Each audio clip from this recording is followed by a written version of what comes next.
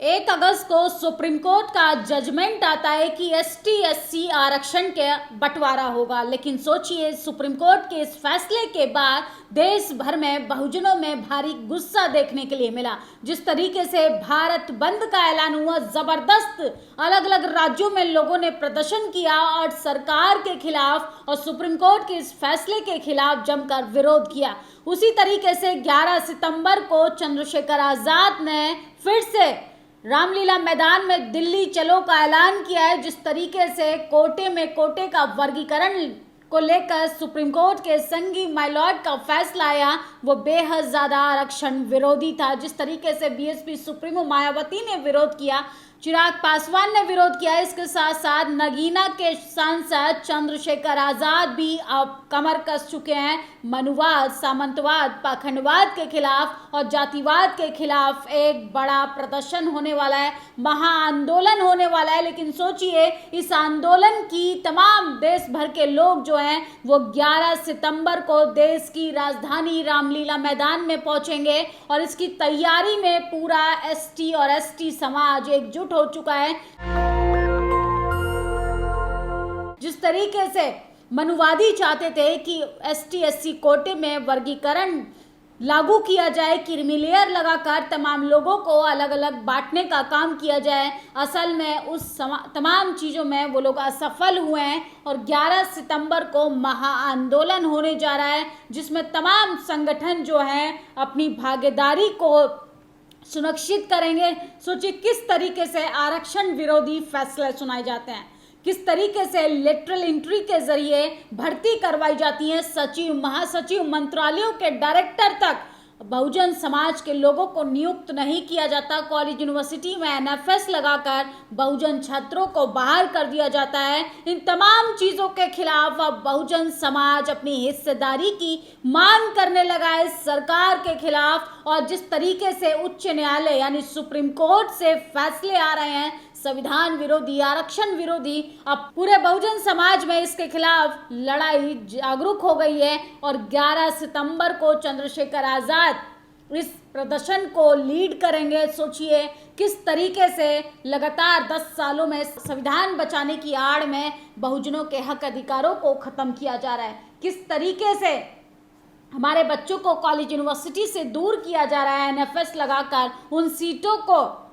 General category के बच्चों से भर दिया जाता है। और सोचिए सरकारी नौकरियां हो चाहे प्राइवेट सेक्टर की बात करें, किस तरीके से बेरोजगारी अपनी चरम सीमा पर है कि देश का युवा तिल तिल कर मरने के लिए मजबूर है।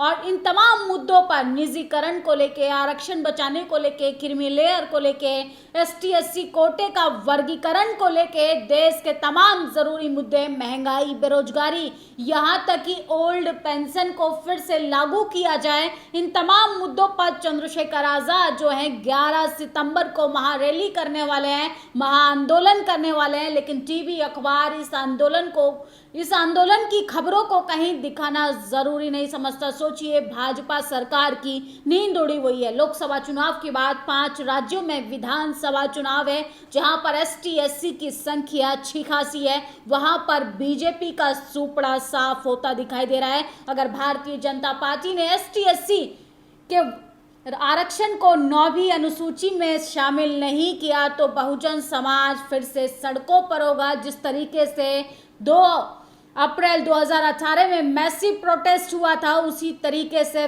फिर से तमाम बहुजन नेता एक मंच पर आएंगे अपना डंडा और झंडा लेकर। फिर से आरक्षण बचाने की लड़ाई, भागीदारी को मजबूत करना होगा, सरकार को घुटनों के बल आना होगा। तो सोशल मीडिया पर सुबह से नंबर 1 पर ट्रेंड करा है 11 सितंबर को दिल्ली चलो। 11 सितंबर को नगीना सांसद चंद्रशेखर आजाद ने सुप्रीम कोर्ट के वर्गीकरण के फैसले के खिलाफ दिल्ली के रामलीला मैदान में बुलाया आंदोलन। एक्स पर इसके समर्थन में लगातार तमाम पोस्ट जो हैं वो की जा रही हैं। सोचिए गांव गांव में जाकर प्रचार प्रसार किया जा रहा है, दीवारों पर चंद्रशेखर आजाद के लिए लोग जो है प्रचार कर रहे हैं, उनके कार्यकर्ता प्रचार कर रहे हैं। जिस तरीके से भागीदारी चाहिए, अब बहुजन समाज जागरूक हो गया है और दिल्ली चलो 11 सितंबर को दिल्ली चलो, अधिकार मांगने से नहीं छीनने पड़ते हैं। इस तरीके की खबरें लगातार सोशल मीडिया पर चलाई जा रही हैं। अधिकार मांगने से नहीं मिलते, अधिकार तो छीनने पड़ते हैं। आ रहे हैं 11 सितंबर को दिल्ली अपने हक अधिकार छीनने। ओ हो जाओ तैयार साथियों, जय भीम जय संविधान। 11 सितंबर को दिल्ली चलो। सोचिए, इसमें महिला सुरक्षा जैसा मुद्दा भी शामिल है। सामाजिक सुरक्षा प्रदान करना राज्य का संवैधानिक कर्तव्य है। संविधान कहता है कि राज्य अपनी आर्थिक सामर्थ्य और विकास की सीमाओं के भीतर कुछ दिशाओं में, जिसमें वृद्धावस्था भी शामिल की जाए। जैसा कि भाजपा का विकास ढिंढोरा पीट रही है। भाजपा की केंद्र सरकार को सरकारी कर्मचारियों को पेंशन का एकमात्र सहारा है, उसको बेहतर बनाना चाहिए। तो सोचिए, ओल्ड पेंशन स्कीम जैसे मुद्दे भी चंद्रशेखर आजाद ने शामिल किए हैं। और 21 अगस्त को बहन जी ने भारत बंद का ऐलान किया था और चंद्रशेखर आजाद ने पूर्ण समर्थन किया था। देश में लाखों भीम आर्मी असपा के लोग सड़कों पर उतरे थे।